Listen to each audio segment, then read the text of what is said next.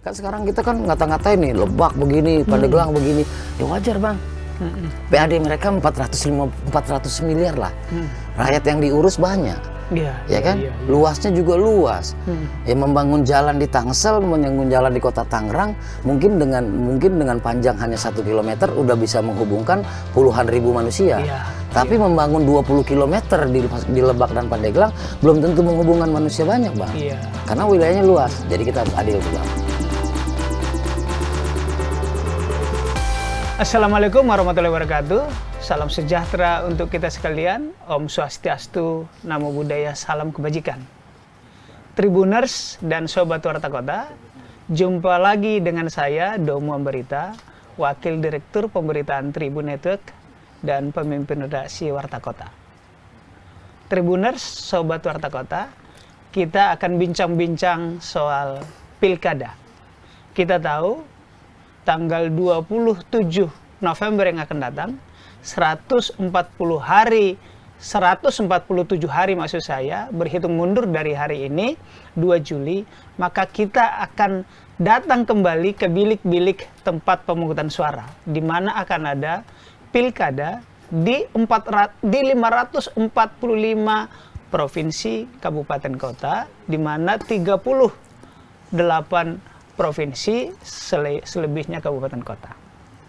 Saat ini di tempat kami di studio Tribun dan Warta Kota Network di Palmerah, kami sudah kedatangan tamu energik, politisi, dan suka juga bercanda. Nanti kita lihat canda-canda beliau. Beliau adalah Bang Andra Soni, Ketua DPRD Provinsi Banten, Ketua DPD Partai Gerindra Banten. Selamat sore, Bang Andra. Sore, Bang Domo. Apa kabar? Alhamdulillah baik. Baik, Bang. Terima kasih sudah hadir di studio Tribun. Ya. Bang Andra, tadi saya singgung bahwa 147 hari lagi kita akan masuk ke bilik-bilik suara seperti pada 14 Februari yang lalu. Ya, Bang. Bang Andra sekarang duduk di Ketua DPRD Banten, Ya, Bang. dan terpilih lagi. Dan nanti kami dengar akan maju sebagai calon gubernur Banten. Betul kayak itu? Insya Allah, Bang. Kita turut berdoa semoga terjadi. Amin. Apa persiapan Abang menuju ke sana? Misalnya partai apa yang mendukung? Calon wakil gubernur kah atau calon gubernur kah? Silakan. Iya, ditanya kalau soal apa persiapan, saya ini kader partai politik, Bang. Saya kader Partai Gerindra, dan Partai Gerindra atau partai-partai lain memang merupakan tempat atau kawah cendera di muka mendidik calon-calon kepemimpinan. Dan alhamdulillah di Partai Gerindra saya memulai sebagai anggota, kemudian mencalonkan diri, alhamdulillah terpilih di tahun 2014, bersamaan juga dengan waktu itu kampanye Pak Prabowo untuk pertama kali maju sebagai calon presiden, 2019, 2024. Nah, kemudian saya mengikuti proses pengkaderan. Proses pengkaderan, dan kami terbiasa memang berjuang, termasuk kami ikutan perjuangan dalam pilkada 2017-nya Jakarta dan 2012-nya Pak Jokowi. Oke. Karena terbiasa. Artinya kalau ditanya persiapan sudah terbiasa. Malah kalau nggak ada pemilu bingung kami ini mau ngapain. Insya Allah penugasan telah diberikan oleh Pak Prabowo melalui surat rekomendasi yang disampaikan oleh Pak Sekjen beberapa hari yang lalu. Kami penunjukan ini atau penugasan ini untuk berpasangan sebagai calon gubernur dengan Pak Dimyati kader PKS. Oke.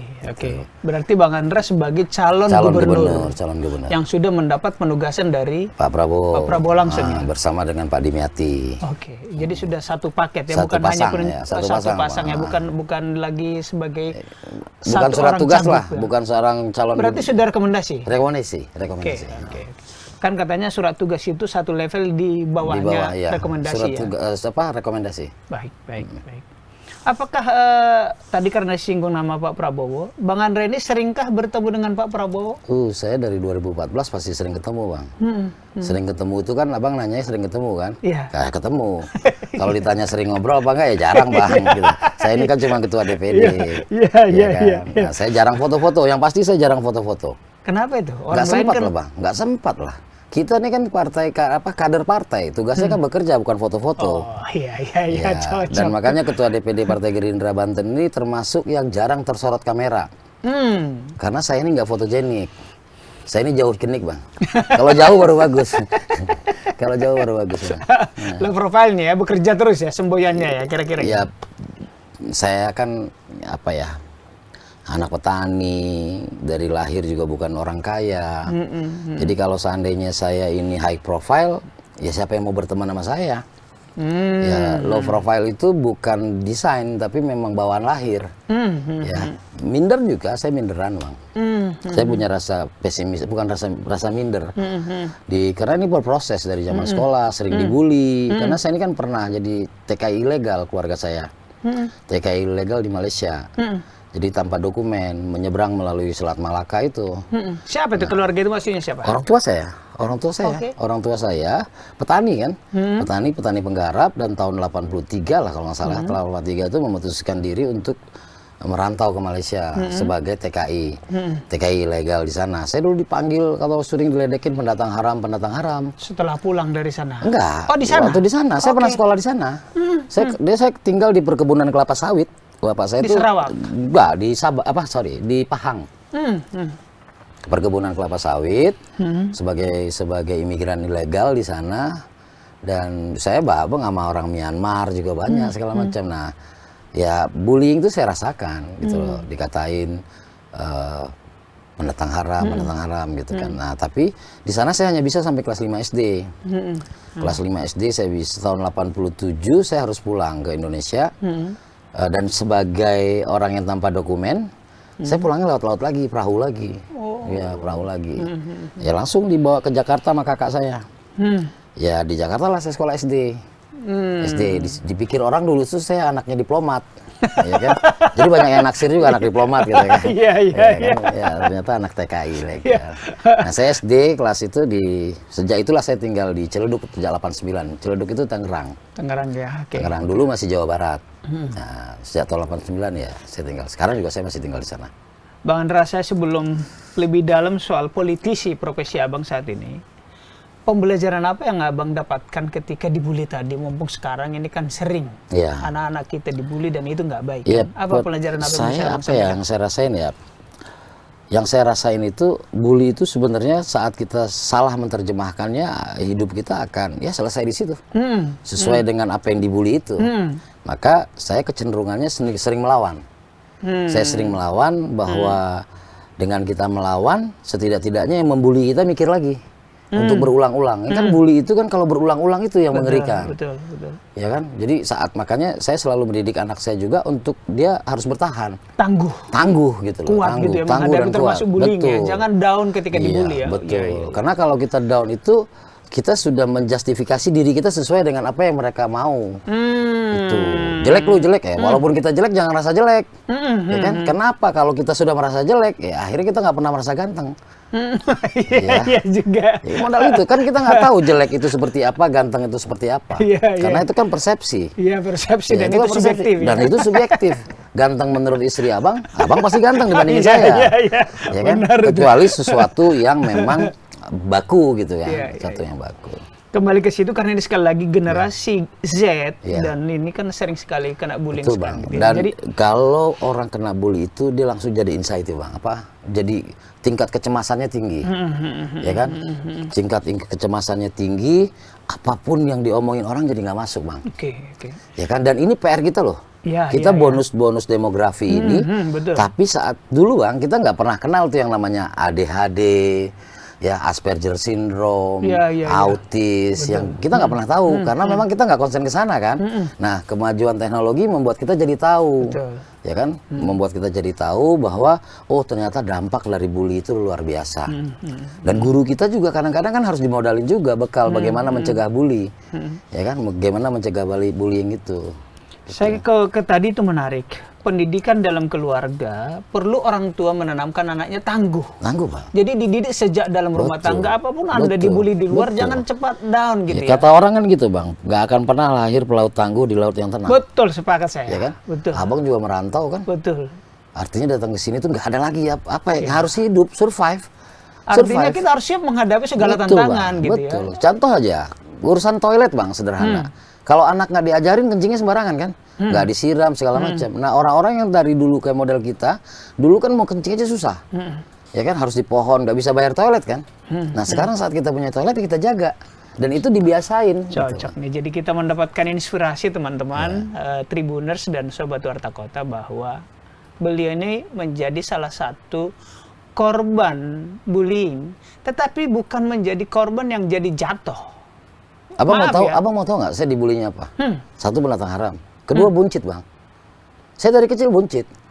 Saya stunting, tinggi saya kurang. Saya mau bilang itu buncit karena kan ada Iya, orang karena kurang ini jadi gizinya perutnya kembung. Iya, gizi.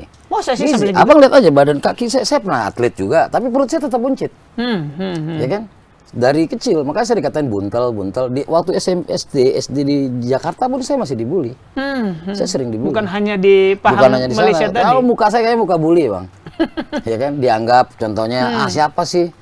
Termasuk pilkada ini kan? Siapa sih Andra Sony? Orang nggak ada yang kenal, Iya, nggak iya, populer, bukan orang kaya. Jadi abang bisa mengonversi energi negatif tadi itu menjadi positif ya, betul. memotivasi diri. Iya, kan kita diajarin begitu. Iya, Ya kan? Jadi kita diajarin begitu. Kita nih wajib berusaha tapi nggak wajib berhasil. Oke. Makanya ada guru saya masih ingat. Dan boleh nggak saya sebut nama? Boleh. Ada almarhum guru matematika killer. Ya namanya Pak Abdul Tampu Bolon.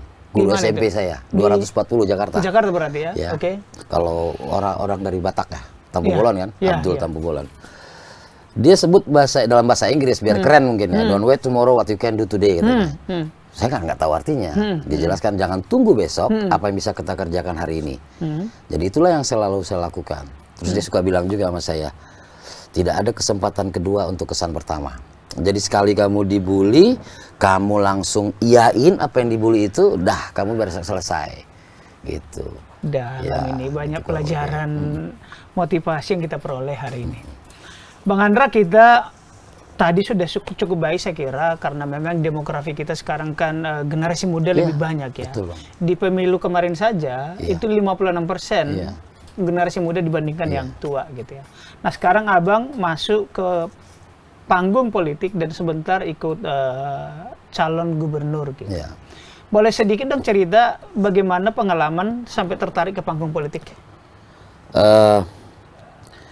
Banyak nggak apa-apa Bang ya, panjang ya. Tapi Agak kita perpendek, mengingat dunia ini kan dibatasi waktu. Betul, kita nggak bisa melampaui waktu juga Bang. Jadi setelah saya sekolah di Jakarta, ada masa fase di mana saya menjadi anak angkat sebuah keluarga. Saya tidak dengan keluarga kandung saya lagi, saya tinggal dengan anak angkat. Saya menjadi anak angkat lah, salah satu keluarga bersuku Sunda. Makanya Abi Tiasa Sunda ya. Tiasa bahasa Sunda? Tiasa bahasa Sunda, tapi nggak berani ngomongnya, takut kasar. Ya saya tinggal dengan keluarga. Abdi tiasa oge saetik. Saetik gitu. Nah, saya pernah sekolah di Bandung, saya pernah sekolah di Jogja. Oke. Ya, dan saya sekolah di Jogja itu kelas 2 SMA. Di Jogja itu saya pernah berinteraksi dengan aktivis-aktivis pada masa itu. Ya, bagaimana mereka mengadvokasi rakyat.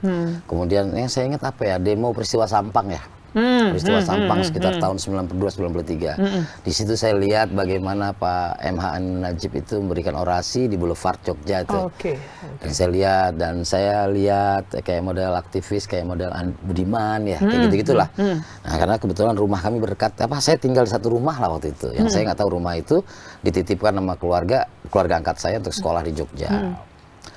Nah kemudian memang SMP juga saya pernah sih sebenarnya bikin organisasi yang sebenarnya waktu itu nggak boleh kan selain OSIS. Karena apa? Karena teman saya nggak terpilih. Curhat kita sama kita. Saya nggak kepilih karena saya nggak nilai rapotnya nggak bagus. Ya tadi gitulah. Ya kita bikin IPPS namanya, Ikatan Persaudaraan Pelajar Sosial. Yang kemudian hari lebih banyak kita daripada OSIS gitu. Tapi itu kan nggak boleh. Oh jadi SMP pun udah bikin organisasi tandingan ya? Iya, dan hobi-hobi itu maksudnya kalau ya waktu di Jogja itu mulai dikenalin lah sama politik ya, tapi bukan praktis ya. Buku pertamanya sih, buku triloginya Pramudia Anantatur, ya kan. Nah saya ini kan agak lemah soal membaca. Saya ini kan peniru lebih pasnya. Jadi kalau pas baca di sana itu akhirnya kebaca itu cuma beberapa gitu. Nah tapi yang saya sadur itu ya hal-hal penting. Ya gimana Mingke bilang gitu kan, bahwa seorang terpelajar itu harus adil mulai dari pikiran apalagi perbuatan. Itu mengena banget bagi saya gitu lah. Mengena banget bagi saya gitu kan. Jadi oh iya ya, adil itu harus dari pikiran. Kalau udah belum apa-apa kita udah mau menjudge orang, ya berarti kita udah itu. Nah di situ sih interaksinya. Tapi saya nggak lanjut di Jogja karena saya takut. Karena waktu itu kan tujuan saya kan sekolah, bukan berpolitik gitu. Ya saya balik lagi ke pokoknya sekolah pindah ke Bandung. Oke. Kelas 3-nya, lulusnya di Bandung. Oh, gitu. SMA-nya di Bandung lulusnya. SMA naon? SMA 10. Tapi bukan SMA Negeri 10 November 1945. Nggak, sekolah swasta lah gitu. Sekolah swasta. Jadi kalau biar nggak malu-malu amat saya bilang SMA 10 gitu. Ya gitu. Kalau orang nanya baru orang nanya detail baru saya bilang Jalan Pungkur, oh bela dirinya cenah. Bang Andre ini cocok untuk menghiasi panggung politik supaya nggak terlalu tegang ya. Oke, Bang Andra kembali ke proses cagup. Tadi saya sudah singgung bahwa ini kurang dari 5 bulan ya. Calon tadi sudah disebut Pak Dimyati gitu. Kapan kira-kira deklarasi? Insya Allah dalam waktu dekat ya. Karena saya rencana hari Kamis ya dijadwalkan ke DPP PAN. Hari Jumat saya rencananya dijadwalkan ke PKS, Insya Allah. Ya berharap sih segera ya, karena pemilu ini kan tinggal ya itu tadi 147 hari dari hari ini pada pelaksanaannya. Dan mendaftar 24 Agustus. 24 Agustus ya kan, yang kemudian berkampanye mulai tanggal 27. Makanya berguna juga tuh Bang. Ya kata Pak Abdul Tampu Bolon itu, don't wait tomorrow what you can do today gitu. Walaupun bahasa Inggrisnya salah kali ya, gitu. Tapi itulah, jangan tunggu besok. Tapi kan Pak Abdul itu kalau ngomong kan yakin banget. Kalau dia nggak meyakinkan, saya nggak akan pakai itu. Ya kan? Jadi membekas nasihat itu. Kan benar Bang, kalau kita tunggu, ya kita nggak akan bergerak. Makanya hari ini saya podcastnya keliling nih Bang. Oke. Berarti akan didukung oleh Gerindra, Golkar, Insya Allah 8 partai. Oh 8 partai, Golkar belum ya? Golkar kan punya pasangan calon sendiri. Oh oke, ada calon sendiri ya. 8 partai berarti berapa kursi itu rencana kalau dihitung sekarang? Yang pasti dengan PKS kami sudah bisa, ya kan.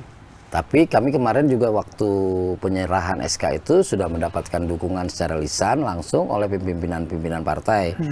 Dari PAN itu diwakili oleh Pak Yandri, dari Nasdem itu diwakili oleh Pak Wahidin Halim, mantan gubernur, dan beliau juga menyatakan siap mendukung. Dan saya memang punya sejarah juga dengan Pak Wahidin Halim. Pertama saya warganya waktu dia wali kota. Kedua saya adalah mitranya saat dia jadi gubernur, saya ketua DPRD. Pak Wahidin nggak maju? Pak Wahidin menyerahkan kepada saya untuk meneruskan apa yang sudah diperbuat untuk Banten.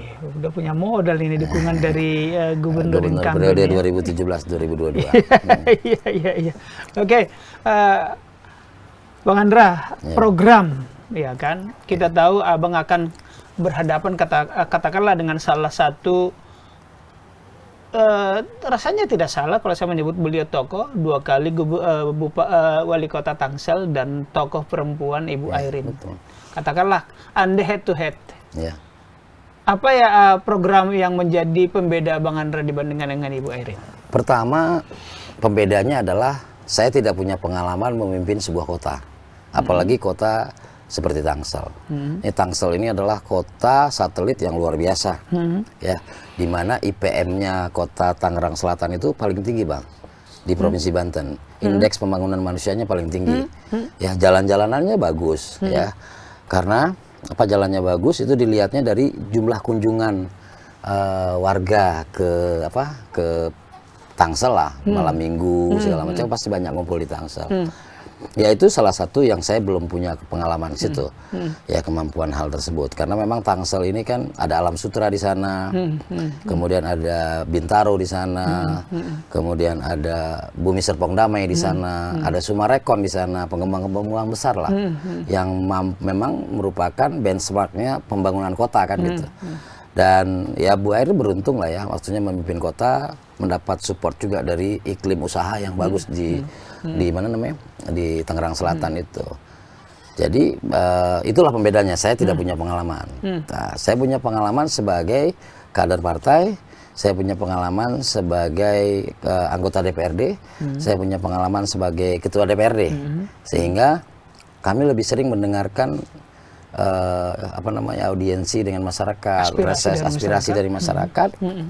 Di mana di Banten ini yang paling terasa oleh kita adalah disparitas, Bang.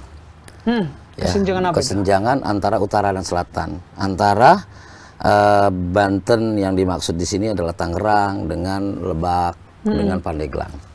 Luas provinsi Banten ini 9.000 km per jam, 9.000 km persegi lebih. Ya, kemudian Kabupaten Lebak aja itu sepertiganya Bang. Ya, penduduknya juga banyak, ya, hampir sama dengan penduduk Tangsel. Kemudian tapi luasnya sepertiga provinsi Banten. Dan kemudian nggak ada swasta di sana. Ya kan? Kalau PAD-nya 450 miliar satu tahun. Pendapatan asli daerahnya dari mana sumbernya? PBB dan sebagainya gitu. Berbeda kalau dengan Tangsel. Tangsel hari ini kalau mau menaikkan jumlah PAD-nya ada teorinya, ada sangat mudah. Pertama adalah mengukur ulang, ya, mengukur ulang luas bangunan, mengukur ulang tinggi bangunan, dan kemudian menetapkan ulang nilai NJOP. Itu dengan sendirinya naik. Tapi kalau Pandeglang Lebak nggak bisa, Bang. Rumah tidak layak huni aja masih banyak. Ya. Jembatan aja masih jembatan gantung. Yang kemudian itu bukan dibangun oleh pemerintah. Jadi kalau saya akan luar biasa mengapresiasi bila mana ada kepala daerah Lebak dan Pandeglang itu mampu mengerjakan mandatori mereka dengan kemampuan fiskal mereka sendiri. Dan kendalanya yang nggak bisa, Bang. Ini harus dibantu oleh pemerintah pusat, harus dibantu oleh pemerintah provinsi. Akselerasi supaya cepat. Karena di Tetenggal terlalu jauh. Jadi nggak adil kita membandingkan mereka dengan Tangsel, membandingkan mereka dengan kota Tangerang. Kan tadi dibilang oleh Mingke, ya, dalam Bumi Manusia itu. Seorang terpelajar itu harus adil mulai dari pikiran, apalagi perbuatan. Kan sekarang kita kan ngata-ngatain nih, Lebak begini, Pandeglang begini. Ya wajar, Bang. PAD mereka 400 miliar lah. Rakyat yang diurus banyak. Ya kan? Luasnya juga luas. Ya, membangun jalan di Tangsel, membangun jalan di kota Tangerang, mungkin dengan panjang hanya 1 kilometer udah bisa menghubungkan puluhan ribu manusia. Tapi membangun 20 kilometer di Lebak dan Pandeglang belum tentu menghubungkan manusia banyak, Bang. Karena wilayahnya luas. Jadi kita harus adil tuh, Bang. Sehingga disinilah saya berusaha. Nah, Abang kan nanya, apa programnya? Sederhana sih, Bang, sebenarnya. Ini sebenarnya konteksnya coba 3 dimensi. Permasalahan 3 dimensi saja. Pertama adalah dimensi yang menyangkut tentang pendidikan. Pendidikan, Ya, bagaimana pendidikan itu bisa berkeadilan. Bagaimana pendidikan itu kualitasnya merata. Bagaimana pendidikan itu bisa diakses oleh semua masyarakat. Jangan sampai kayak sekarang, PPDB. Ya, PPDB itu penerimaan peserta didik baru. Ya kan? Bagaimana anak yang jarak rumahnya 1 kilometer dari sekolah nggak bisa sekolah di situ. Ya kan? Gimana anak yang jaraknya 500 dari sekolah situ nggak diterima di situ. Tapi ada jalur afirmasi. Nah, afirmasi ini kepada yang tidak mampu. Ya, akhirnya semua orang kalau asal masuk ke sekolah itu dia mengaku tidak mampu. Alat ukurnya nggak ada, ya kan? Padahal dia penerima bansos, bukan penerima bansos dan sebagainya. Lalu jalur prestasi, tiba-tiba anak-anak punya prestasi, Bang. Ya kan? Tadinya dia mungkin nggak pernah latihan kungfu, prestasi kungfu kan bisa saja. Nah, sehingga ini harus berkeadilan, Bang. Harus berkeadilan. Akses pendidikannya itu harus untuk semua. Kemudian juga solusinya gimana? Nah, disinilah keterlibatan kita, kerjasama kita dengan swasta. Ini kurang lebih pentahelix lah, Pak, ya, salah satunya. Jadi artinya dengan pihak swasta ini kita juga harus bisa mengoptimalkan. Jangan sampai semua orang masuk negeri, sekolah swasta mati. Nah, ini sudah dipraktekkan oleh pemerintah Kota Tangerang, Pak Arief. Pak Arief itu kan kewenangannya untuk SD, SMP ini. SMP-nya yang swasta, yang nggak bisa diterima di negeri, mereka bersekolah di swasta, disupport SPP-nya. Kalau di negeri gratis karena ditanggung APBD. Nah, ini juga di swasta juga. Iya, walaupun Bosda sudah ada di situ, tapi kan untuk operasional sekolah. Ini untuk ininya, dan itu berjalan. Artinya saat ini diduplikasi dan kemudian dilakukan untuk lebih luas di wilayah Provinsi Banten kan bisa. Berarti SMA dan sederajat. SMK dan SKH. Gitu. Nah, itu dimensi pendidikan. Lalu dimensi yang kedua adalah dimensi kesehatan. Artinya ini juga sama, Bang. Artinya harus berkeadilan juga. Dan kemudian bisa terakses juga. Penduduk Banten ini jumlahnya 12 juta, Bang. Kalau siang. Kalau siang. Siang. Kalau malam lebih bang. Karena orang Jakarta pindah sana, abang jangan-jangan juga di sana di Banten lagi kan, KTP Jakarta kan gitu. Artinya ada apa namanya potensi pihak swasta membangun banyak rumah sakit di sana. Ini menguntungkan Banten, ya, menguntungkan ya. Banten, ya kan. Tapi masih banyak prakteknya bang. Kami yang memiliki BPJS masuk ke rumah sakit saat tahu itu BPJS, kamar penuh. Ya kan? Saya rasa abang juga pernah ngerasain lah, keluarga abang lah kan. Kamar setidaknya penuh. sulit. Sulit, ya kan? gitu. Prosesnya sulit, harus dapat ini. Harus dapat ini, dan kemudian kalau dirawat 3 hari nggak sembuh suruh pulang. Ya karena obat ini bayar, obat ini gratis dan segala macam. Nggak bisa bang, itu harus adil. Ya kan, karena tujuannya BPJS ini kan harus adil, keberkeadilan itu.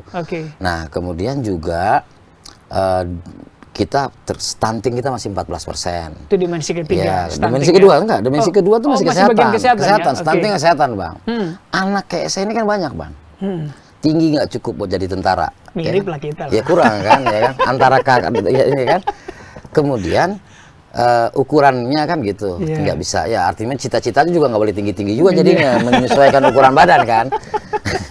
Nah, stunting bang, kita harus ada apa namanya percepatan juga stunting. Dan ini linear dengan tujuan Pak Prabowo nanti, ya kan, makanan bergizi gratis dan sebagainya. Dan kemudian terkait dengan kesehatan ini dimensi yang nggak bisa dipisah dengan pendidikan. Kalau masyarakatnya berpendidikan baik, maka dia akan lebih aware terhadap kesehatan. Bila kesehatannya baik, maka dia akan bisa mendapatkan pendidikan, gitu kurang lebih. Jadi saling ini mana yang lebih dulu nggak ada nih bang, harus bersamaan dimensi ini. Dan dimensi ketiga ini dimensi yang penting sekali bang. Dimensi tentang apa namanya ekonomi, di mana masyarakat Banten itu harus punya kerjaan. Ya kan, nah sekarang kan paradoks bang, kita punya industri banyak, investasi nomor 5 terbesar nasional, ya kan, paradoks tapi dengan jumlah serapan tenaga kerja. Terkenal kan Tangerang, Serang, semua kan kota industri, terkenal kan, kurang lebih mirip-mirip 11-12 lah dengan Bekasi, Cikarang dan sebagainya. Tapi paradoks dengan serapan tenaga kerja. Kenapa? Karena pemerintah hanya mengundang investasi tanpa mengoptimalkan vokasi. Harusnya pemerintah itu dia dengan industri itu melakukan sebuah kerjasama yang yang tadi link and match. Nah, link and match itu tidak melulu itu apa namanya urusan SMK, membangun SMK nanti akhirnya jadi proyek bang itu mah, ya kan. Jadi yang harus dibangun itu, bapak mau bikin pabrik apa? Oh ya, kami mau bikin pabrik ini butuh tenaganya tukang jahit. Maka sebelum pabrik itu beroperasional, kita sudah melatih ya tukang jahitnya. Itu berarti pemerintah yang melatih dong, karena kan pemerintah kan tugasnya melayani, ya kan, dengan cara diberi kewenangan untuk mengatur. Nah ini lebih pas sebenarnya kalau kita gunakan sistem zonasi dalam ketenaga kerjaan. Zonasinya gimana? Pabrik yang dibangun, dia akan mengambil tenaga kerja yang sudah dilatih oleh pemerintah berdasarkan zonasi yang terdekat, ya kan? Habis itu ada afirmasi. Zonasi ini tentu ya harus sudah difasilitasi oleh pemerintah, balainya, latihan kerjanya, kemampuan vokasi tadi yang saya bilang. Artinya kemampuannya juga ya harus disupport sesuai standar, sesuai kebutuhan. Karena kan swasta kan juga pengen berkembang, ya kan? Bukan menjadi lembaga sosial itu. Nah, kalau itu terjadi saat pabrik itu mulai beroperasional, tenaga udah siap dari warga setempat berdasarkan zonasi. Nah, kemudian ada juga warga yang tidak punya ijazah, bang. Itu maka bisa masuk melalui jalur afirmasi. Afirmasi ini mereka bisa bekerja security, cleaning service dan sebagainya lah gitulah. Nah, kemudian juga masuk lagi ke zonasi yang namanya jalur prestasi. Kan banyak juga warga di sekitar situ yang punya prestasi. Ya kan, jangan hanya mereka bekerja untuk pekerjaan-pekerjaan yang standar, mereka juga bisa jadi pimpinan di situ dan sebagainya. Dan bila mana ini sama dengan jumlah yang masuk, bahkan yang dibangun kan nggak satu pabrik, bang. Banyak pabrik, sehingga kan banyak lokasi. Sehingga orang-orang yang bekerja di lokasi itu, dia rumahnya dekat.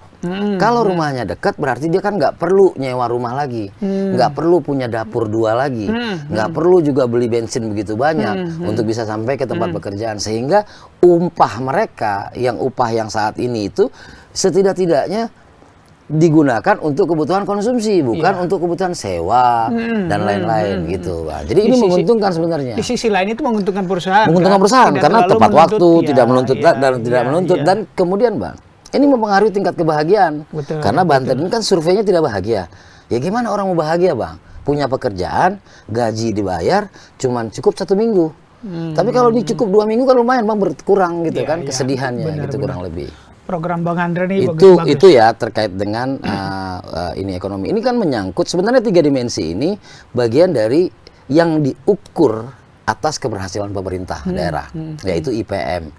Ya, Indeks Pembangunan Manusia. Kan Indeks Pembangunan Manusia kan ukurannya 4. Ya, pertama adalah terkait dengan apa namanya harapan hidup. Lah ya, harapan hidup. Ya, angka harapan hidup. Angka harapan hidup. Ya, anak yang lahir tahun 2023 dengan yang lahir tahun 2024 apakah naik? Nah, Banten naik, Bang. Secara rata-rata nasional Banten di atas. Ya, Banten di atas. Tapi pas di zoom yang paling bagus itu ya daerah Tangerang. Ya kenapa daerah Tangerang? Kan average rata-rata gaji abang sama gaji ini digabung di average wajar tinggi kan. Tapi pas kita zoom ke Lebak, Pandeglang, sebagian Serang masih bagus, masih kecil, masih rendah. Maka penting sekarang saya sebagai kader Gerindra ikut dalam kontestasi ini agar saya bisa mensupport program-program nasionalnya Pak Prabowo dan membawa program tersebut ke Provinsi Banten dalam rangka percepatan. Maka kesempatan ini saya ingin sampaikan sebenarnya, peluang ini saya sampaikan. Harapan saya ke depan saya akan berusaha mendapatkan apa semacam program dari pemerintah pusat untuk Provinsi Banten, yaitu percepatan pembangunan Provinsi Banten. Kenapa harus dipercepat? Karena ketinggalannya terlalu jauh, Pak. Jangan sampai di Provinsi Banten ini masih ada yang blank spot. Padahal jarak sama Jakartanya dekat. Iya, dia penyangga ibu kota. Dia penyangga ibu kota. Dan kemudian kita udah punya double track. Kenapa nggak diterusin? Double tracknya baru sampai Rangkas Bitung. Kita sampai Rangkas Bitung baru bisa lihat Multatuli aja ininya museumnya. Ya kan? Kita harus bisa bergeser terus. Dibangun lagi sampai ke ke Merak. Kalau bisa sampai ke ujung ke sampai ke Merak ya. Dan supaya kita nanti bisa lihat Bang ujung kulon itu seperti apa. Baik. Kalau sekarang kita tahu ujung kulon tapi nggak nyampe-nyampe ke sana. Karena apa? Jalannya Bang. Alhamdulillahnya Pak Jokowi sudah membangun yang namanya Serang Panimbang. Tinggal pemerintah daerah memaksimalkan agar akses kita bisa nyampe ke sana. Jadi PR Provinsi Banten itu menurut saya 3 dimensi tersebut. Lalu pertanyaannya, kok nggak bangun jalan sih Bang Andra? Kan yang populer orang bangun jalan. Pemerintahan Pak Wahidin Halim telah menyelesaikan pembangunan jalan Provinsi Banten yang merupakan kewenangannya. Kurang lebih sekitar 860 km. Sudah dalam posisi mantap. Mantap. Jadi kita tinggal nerusin, Bang. Melanjutkan ya. Ya. Bang Andra, tadi disinggung soal penyangga ibu kota. Kita tahu bahwa Tangerang Selatan, Kota Tangerang dan kabupaten itu memang aglomerasi. Iya, jumlah penduduk di 3 kabupaten ini adalah 60%. hampir 55% dari Banten. Betul, Bang. Ya kan? Betul. Artinya 3 dari 5 kabupaten kota kalau nggak salah ya. Betul. Apakah karena ini penyangga ibu kota dan di Jakarta Pak Prabowo, apakah ada bisikan dari Pak Prabowo atau Pak Sufmi Dasko, kau bangun itu Banten supaya kita dekat membangun Jakarta atau sebaliknya? Ya. Jadi dulu itu sering kalau ada demo-demo di Jakarta itu supporting masanya dari Banten. Kalau sekarang keberhasilan pemerintah pusat salah satunya supportingnya harus dari Provinsi Banten. Ya. Pak Prabowo membangun ketahanan pangan. Provinsi Banten bisa mensupport. Karena wilayah selatan yang luas sepertiga ya. Itu baru Lebak ya, ditambah Pandeglang mungkin bisa lebih dari 2/3 wilayah Provinsi Banten. Pak, potensi pertaniannya luar biasa. Potensi perikanannya luar biasa, potensi peternakannya luar biasa, perkebunannya luar biasa. Artinya apa? Kita juga bisa mensupport ini loh Pak, mensupport pemerintah pusat dalam rangka ketahanan pangan. Krisis yang terdekat di dunia ini hari ini adalah krisis pangan. Betul, dan tadi saya cerita 12 juta kalau siang, kalau malam lebih Bang. Ya kan? Pulang dari mereka bekerja yang dibawa mereka sampah Bang. Bungkus makanan dan sebagainya. Biasa gantian Bang, mereka bawa ke Jakarta makanan. Ya kan? Semoga. Ini kan cita-cita. Ya kan, dan potensi itu ada. Betul. Potensi itu ada. Ya kan, model-model kayak kita ini kan yang nggak mungkin jadi mungkin Bang. Iya. Ya. Bang, ini pertanyaan yang sudah di ujung. Ibu Airin itu adalah dia keluarga ya, kalau orang menyebut dinasti politik atut, kuat, terkenal. Seberapa yakin Abang melawan Airin? Saya yakin rakyat akan menggunakan hak pilihnya sebaik-baiknya. Dan saya pikir nggak ada masalah juga. Ya kan, kenapa saya bilang nggak ada masalah? Kan pilihan di rakyat. Dan saya tidak ingin mengomentari terkait dengan dinasti dan sebagainya. Karena tidak dilarang. Tidak dilarang ya? Tidak dilarang. Kita ngapain teriak-teriak dinasti tapi kita dukung juga? Enggak dilarang. Tinggal bagaimana kita bisa membangun kesadaran ya kesadaran kolektif masyarakat Banten bahwa membangun Provinsi Banten itu harus memberi ruang kepada semua pihak untuk bisa berkontestasi. Tugas kita tontonin mana yang bagus. Baik. Dan kemudian gunakan hak pilih kita. Gitu, Bang. Sepakat. Tribuners, pembaca Tribun Banten, Tribun Tangerang, dan Sobat Warta Kota, kita tiba di ujung bincang-bincang dengan Pak Andra Soni, Ketua DPRD Banten, Provinsi Banten, dan Ketua Dewan Pimpinan Daerah Partai Gerindra Banten saat ini. Sebelum kita akhiri, silakan closing statement, Bang Andra. Ya, membangun Provinsi Banten sesuatu yang harus dilakukan secara kolektif oleh pemerintah Provinsi Banten, pemerintah Kabupaten Kota, dan pemerintah pusat. Karena Provinsi Banten ini berbatasan langsung dengan daerah khusus ibu kota ini yang merupakan pusat segalanya, pusat bisnis, pusat peradaban dan sebagainya. Tapi rakyat Banten masih merasakan blank spot, rakyat Banten masih merasakan susah untuk sekolah, ya kan? Dan ini akan menjadi cerminan negatif bila mana Banten tidak bisa berkembang lebih baik. Dan saya hadir dalam rangka kontestasi ini adalah ingin mendharma baktikan diri saya, pengalaman saya, dan kemudian didikan yang telah diberikan oleh Partai Gerindra kepada saya, bahwa kemudian takdir mengantarkan saya kepada menjadi seorang gubernur Provinsi Banten, insya Allah akan saya jaga secara amanah. Terima kasih. Terima kasih Bang Andra Soni. Itu bincang-bincang kita hari ini. Tribuners dan Sobat Warta Kota. Saya Domo Barita, pamit undur diri. Wassalamualaikum warahmatullahi wabarakatuh. Waalaikumsalam warahmatullahi wabarakatuh. Om Santi Santi Om. Terima kasih. Jangan lupa subscribe ya.